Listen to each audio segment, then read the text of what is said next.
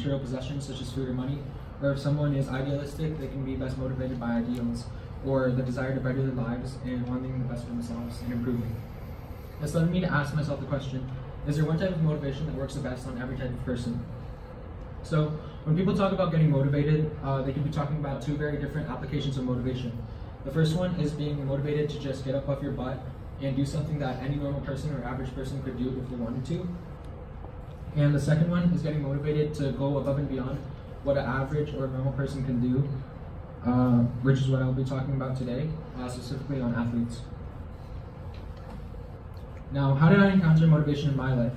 Well, I play many sports such as hockey, chess, badminton, and swimming. And specifically when I play hockey, I find myself more motivated to work harder on the ice in different scenarios.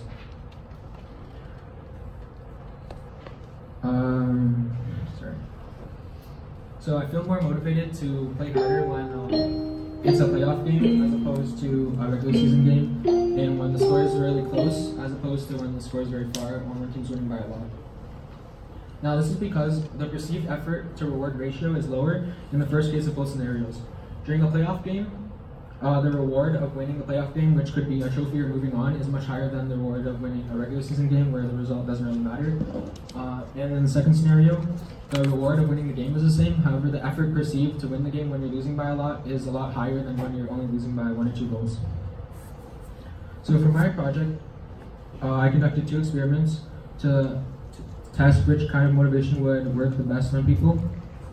So the first one was achievement motivation for idealistic people, money and food for materialistic people, and a fourth type, which I've seen a lot in movies and which seem to work a large amount of the time. It's known as fear, or in our world it would be known as threatening or blackmailing someone.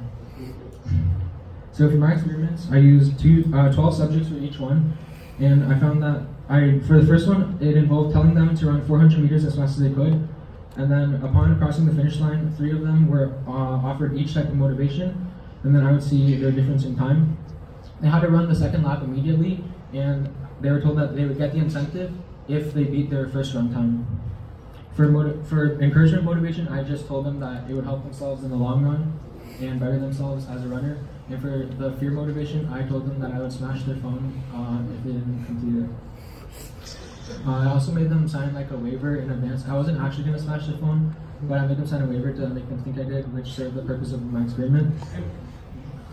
And the second experiment was the same thing, with the only difference being that they had to run 800 meters, and they ran it on different days. But the other days I told them that if they got in the top 20% of participants, they would achieve a prize or one of the incentives, which was food, money, or a threat.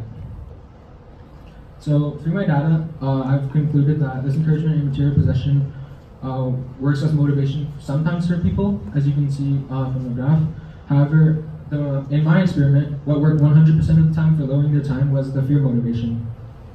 So as you can see from the graphs, the percentage decrease in time was the highest for the threat one for the first experiment, and then they had the lowest average run time for the threat one in the second experiment.